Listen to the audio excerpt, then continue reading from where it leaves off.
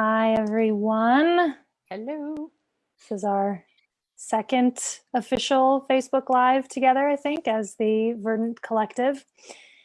And we're not going to introduce ourselves. We'll say our names. I'll introduce everybody. My name is Alyssa. You can probably see it in the window. But anyway, my name's Alyssa.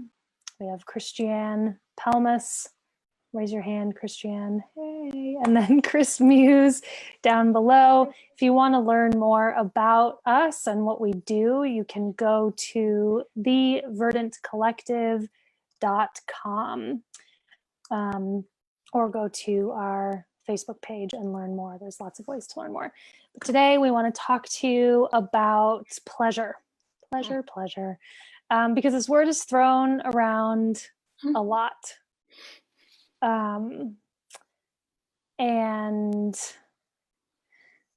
I need to slow down for a second. It's thrown around a lot. We're given a lot of misinformation about it and about what it means, whether or not we're allowed to or supposed to pursue it or indulge in it or find our way to it. I'm using some words very intentionally here. Or whether we're supposed to be just bathed in it 100% of the time, always in access of pleasure. And even I hear people talking about being in orgasm all the time. We're given such paradoxical messages about pleasure and how we're supposed to relate to it. And it's really confusing and unhelpful. And in some ways, for me, there's a lot of similarities about how we're taught about pleasure and also how we're taught about food and our relationship there. That, there's so much food. There's an abundance of potentially pleasurable situations around us all the time, but it tends to be really sort of junk food, literal junk food, and junk pleasure. And to actually find what's deeply nourishing, you have to dig around quite a bit. And we'll get into that. So before A little bit like, do we have to dig around? Isn't it kind of? Well, you have to wade through all the crap that's out there. If we think about food, we're told 10,000 contradictory things about what food is best for us and when to eat and how to eat and all of these sorts of things. And the same is true about pleasure. We're given so many different prescriptions or suggestions about where to find it, how to find it, what it looks like, how it should feel. And I think it's pretty simple to get to it. And you have to wade through a lot of crud to get there. Great. So it's an important clarification. Yeah. So before I go any further, anything the two of you want to add? I do. It's interesting in talking about this ahead of time, it just didn't occur to me. But as you're speaking, Alyssa, what also feels like a compounding factor is what we're told about our bodies, because both of those, eating and this experience of pleasure, the pursuit of pleasure, the taking in of pleasure, the digestion of pleasure, they're two of the more embodied activities we do. And if we're told things about our body, we've mentioned this before, if we're told we don't have a G-spot or a urethral sponge, same thing, different terms, then that radically affects the pleasure we feel in the area where we all feel the urethral sponge exists. If I'm told, no, actually, Christian, you don't have a urethral sponge, then the intense sensation that is all things that I feel in that area of my body is going to be different, if not canceled.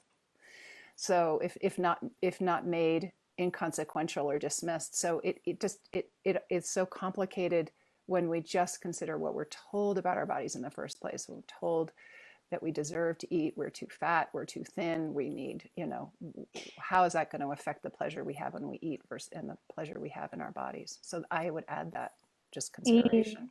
Yeah, I mean, really what I hear in what you're saying there is that what we're told actually impacts what is possible What for we us. experience, Mhm. yes, what we're told about ourselves, which is endless and mostly erroneous, is um, it greatly impacts the experience we have intimately in our bodies. So Which is kind of what you were saying to begin with, Alyssa, which is to wade through all of that and Mhm. to, yeah, to not just take in the things that we're told and yep, swallow them and yep. have them become the narratives that we live with around our deservingness of pleasure or what we need to be, yeah, to be able to experience it. Great. Mm-hmm. So I want us to start with defining what we actually mean when we say the word pleasure, Mm-hmm. because it could mean so many different things. And so, what do we mean? Mm-hmm. Christiane, let's have you start. Well, our scientific definition of pleasure. Oh, great. And actually, before you do, I want to invite anybody, if you're watching live, to, if you have questions or if there are comments that you have, to please just put them in the chat as we're going here. We would love, love, love to hear from you. Okay, now go, Christiane. Okay, well, it's very straightforward. I don't know. I think it's very straightforward. When we teach about pleasure and we invite pleasure, I believe we're inviting any embodied experience, which includes the emotional, the physical, and the spiritual, any embodied sensation that feels good. And we'll talk more about the details of that because you're talking about junk food. But we just really start there. Any emotional, physical, spiritual, embodied experience that feels, we could say, positive, that feels good, that feels nourishing in some way. That's the what I would say is the first level of definition. Muse, would you add to that? Mm-hmm. Mm-hmm. Or You what know, would you add to that? the thing that comes to mind there is that it can be so simple and so Mm-hmm. subtle and so Mm-hmm. almost under the radar or imperceptible, and then it could range all the way through these things that we hear, the mind-blowing orgasm, Right. or the peak experiences, Yep. which could include all kinds of different things. Mm-hmm. You know, getting to the top of the mountain, Mm-hmm. actual peaking. And so the range, the range is so large and so big, and Yep. it has so much to do with how we're attuning to the world around us and to our Yep. inner world, the way that we can get access to that. So I don't want to Mm-hmm. get too far out of what we're defining here, but And along those lines, what I would add to that, Muse, is we don't preference which end of the spectrum. Well, the truth is we sort of do preference which end of the spectrum because it's easy for a nervous system to get blasted out in the peak experiences that you're talking about, Muse. And we're very careful there. It's easy to be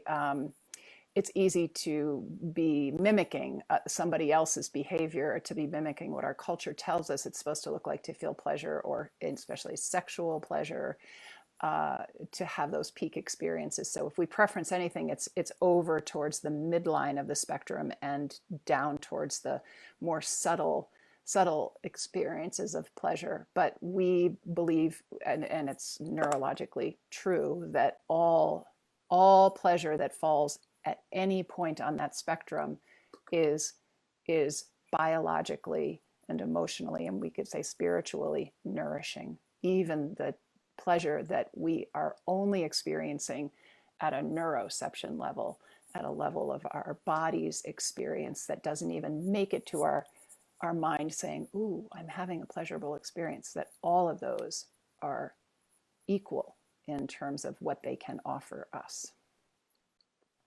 well, and to me, I'm imagining that it's true that when we're setting up the foundational conditions for pleasure to happen in these under the radar neurological ways or in these more subtle ways, then when the peak experiences happen, they're not necessarily just a big chemical dump that then leaves us groundless and empty afterwards, but has us then coming back to a baseline that's already attuned towards pleasure and towards those feedback loops. Yeah.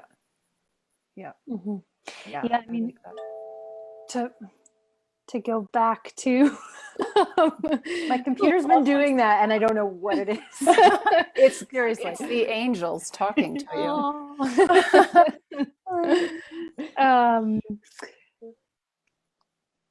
To go back to the food and the literal nutrition analogy we've been using, what I hear you speaking to, Christiane, is not just you, Christiane, but both of you, is, those peak experiences can be, not always, but we're taught to sort of seek out the sugar rush, the sugar high, the thing that feels so good in the moment, and can be fantastic. There's not a problem with having a tub of ice cream or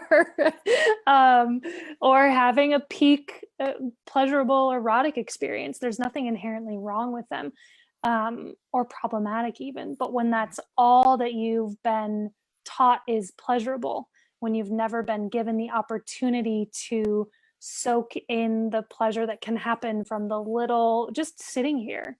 I mean, there's so many possibilities for it, even just as we're listening to one another, having a conversation here. It feels really similar to the ways that truly nourishing dietary choices also impact us.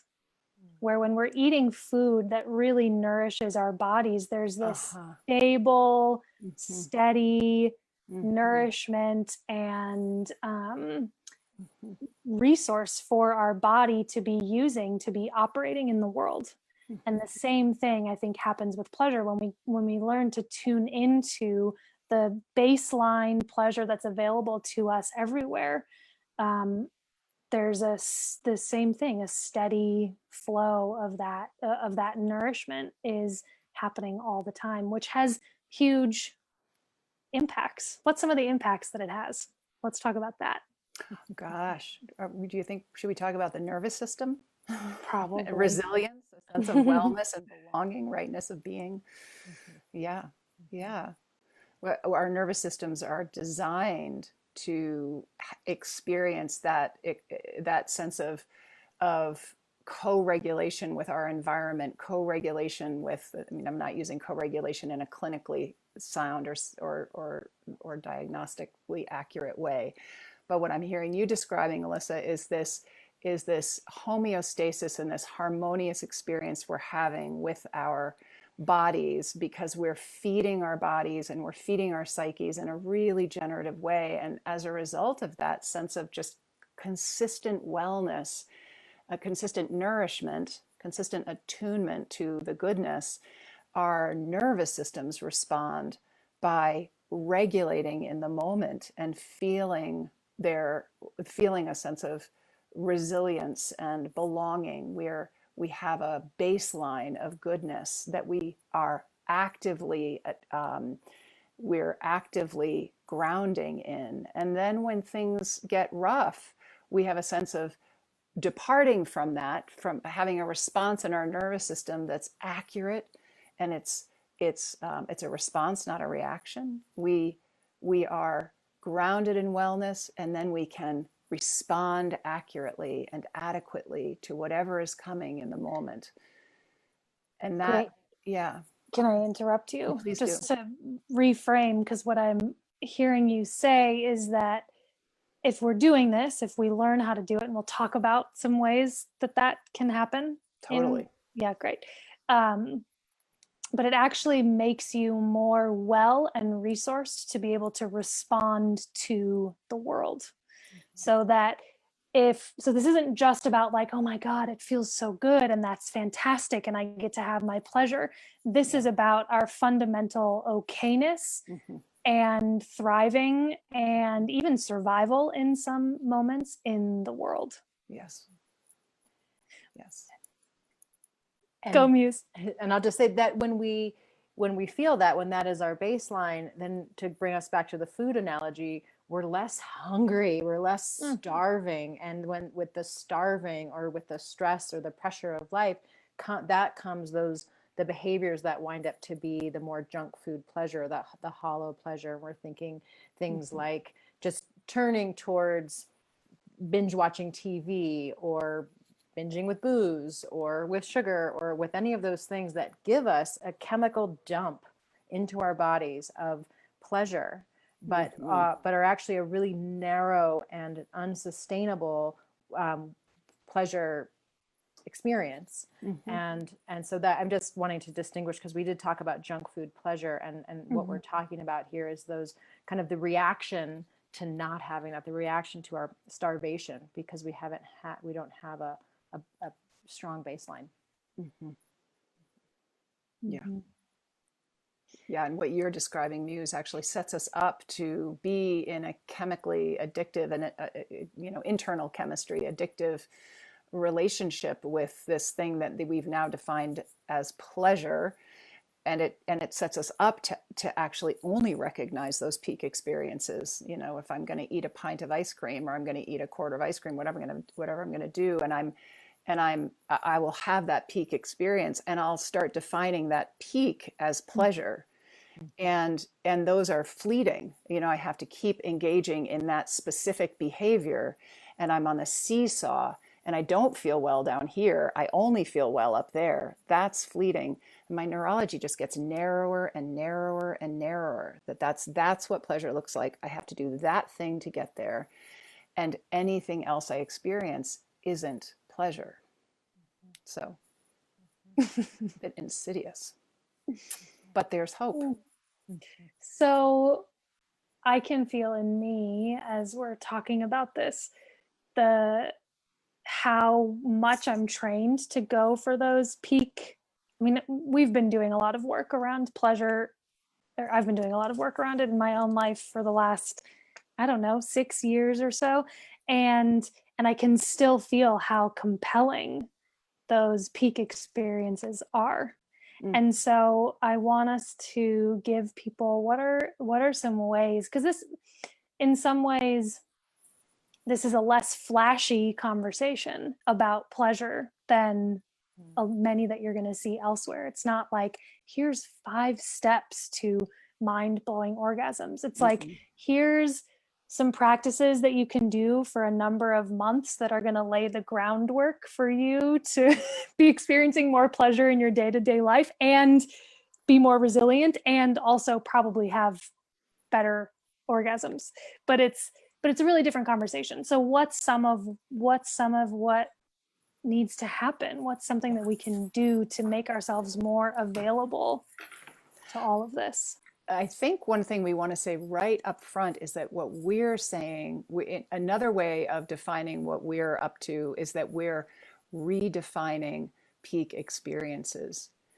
Because savoring, so what I'm going to talk, savoring is one of those things we invite that is exactly what you're talking about, Alyssa. How the heck do we reprogram our nervous system to experience, our nervous system and our minds to experience these relaxed states as pleasure, as deep pleasure, as potentially ecstatic pleasure, when what we've been told is the 6 Twinkies, a bottle of wine, and a vibrator are the way to get there. And so let's just even say that the subtle states can also be peak experiences, and what we're inviting is the pathway to that, so that you have all sorts of possibilities for peak experiences that look so different. And so one of the things we teach regularly, and it's really something to see what happens here, we introduce this idea of savoring, which is a neurological brain state that's been researched, to the nth degree by the psychology of happiness and the well-being, psychology of well-being branches of research. that if you come into an experience of savoring, that is literally an experience of just allowing what just happened to matter. What just happened, just resting back in the experience of what just happened, whatever just happened. Maybe I just had an amazing orgasm, and it was like a wild and crazy orgasm. I blew my mind. Well, that did something for me. And if I come into a place of savoring after that for even 5 minutes, research shows even 30 seconds, but let's say 5 minutes, which means I lie there wherever I am. Maybe I'm like on the kitchen floor and I'm lying there for 5 minutes and I'm just letting what just happened continue to sink in. And I'm asking my brain and my mind to put their attention to what just happened. I feel pulsations, I feel sweaty, my throat maybe is sore because I was screaming or whatever I was doing. I'm just noticing all of what was true. I will get exponentially more neurological wellness out of that experience. Savoring is just the art of asking our nervous system to attune to the subtle state experiences that are happening all the time. And it turns out, I don't know, Muse, we're in the middle of a course right now on erotic embodiment. And I'm going to say that many of the participants are really have a hard time with the idea of savoring. We're not programmed to allow savoring. And it's one of those easy processes that isn't, it's simple, but it's not easy. Yeah, because we're so conditioned to be on and off to the next thing. Okay, done, complete. What's next? What's next? I got the experience. Now I'm on to the next thing. Yeah. Yeah. And so for me, I want to back it up a little bit and just mention this, the perspective of scanning for what's already pleasurable, what's already good, and then celebrating those small moments in the moment. So it's an in the moment, it's more of an active savoring. So I was just thinking about, I've got a small vegetable garden and it's tomato harvest season, and tomatoes are my favorite food. So every time I go out there, I'm picking and I'm like, oh my God, I made this. This is amazing. Thank you, Earth. Thank you. And I'm just and then coming in and then rinsing them off and admiring the colors and then popping the little ones, popping them into my mouth one by one and just feeling the burst and really letting myself savor / celebrate the experience in the moment. So it's more of an active than the more sort of passive savoring. It's this act of in the moment celebrating, in the moment being in my senses, in my sensory experience, as well as in the joy of bearing the fruits of the partnership between me and the earth and the labor that we've done to create food in this case. I love it. It's such a beautiful mindfulness practice. I do the same thing when I make coffee in the morning. Just the cold, because I keep it in the freezer, the cold container and the smell when I open it and the sound it makes when I scoop it into the grinder and the smell, just everything. But it really requires, we tend to be multitasking all the time. We're listening to a podcast as we're, walking around the house, picking the tomatoes, making the coffee, whatever it is, and really creating the capacity, the neurology, the time and space to be feeling the pleasure that's available requires that we stop doing that and we get really mono-focused on what's happening in the moment, and that we actually slow down so that we can take it in and digest it, notice it, actually take in the nutrition of what's available.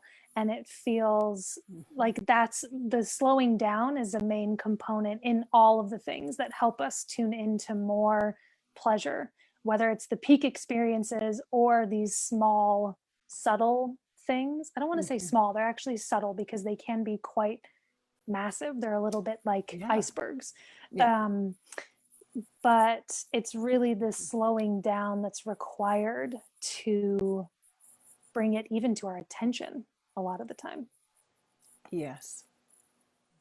I love that analogy of the iceberg, because that really Mhm. does feel like that is what it is so often, that, you know, yeah, just your coffee analogy, that the speeding up and multitasking might have the first moment of somatic or embodied engagement in that whole endeavor of your coffee, your morning coffee routine being the first sip.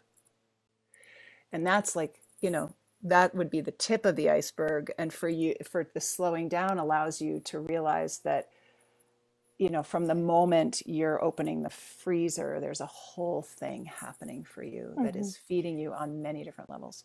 And just to, I think maybe we can make this the final point here, maybe not, but there's even deeper layers for me that occur when I'm making the coffee, when I think about the people who grew it and where on the earth that was. And it actually, tuning into our pleasure in this way can drop us into our belonging in the Yes. world in such important ways that we're so hungry for.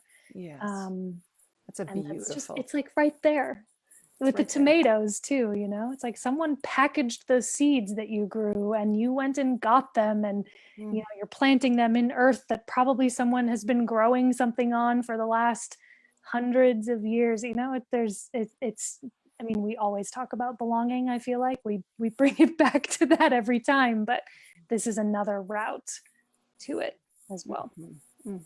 Which then feeds us on so many, just so many levels, and such basic fundamental levels. It's beautiful, Alyssa. Muse, you keep Well, seeing I'm just, it's more just about, and the more that we tune ourselves and turn our attention towards these everyday pleasures, the more we are wiring ourselves to be available, to stopping, to slowing down, to noticing, to appreciating, to bring more and more pleasure into our lives in all of the different ways that it can be expressed. So it awesome. builds on itself. To just kind of come back to your first point, Alyssa, around these are small things that done daily compound into a larger experience of feeling belonging and benevolence in our place in the world. It's like a All right. teaser. Boy. I know, it feels good. Cool. So we have some courses coming soon. They're not actually up on the website yet, so we can't totally talk about them. But if you go to theverdantcollective.com, you'll see stuff. You'll see things on there. So go and check that out. And if you have questions and you're watching this, the recording of this, you can put comments in the Facebook. Let me back up because that came out of my mouth weird. If you're watching this on Facebook after the live has finished, you can put questions in the comments if you have them, or you can email us info@instituteforoeroticintelligence.com. We would love to hear questions, thoughts, anything you got, impact, all of that. So Can we mention the courses for practitioners that are coming up? Well, they're on our website. They're on our website. Institute Go for Erotic Intelligence. Institute Right. for Erotic Intelligence, and the Verdant Collective will be offering a course on reclaiming pleasure, and so it'll be up shortly. So Okay. okay, women, Go forth and enjoy Experience. yourselves. Notice pleasure. enjoy yourselves. Go forth and slow down. Yeah, go forth. All right. So we'll be back in 2 weeks with a whole other conversation. Oh my God. Yes. Okay. Bye for now.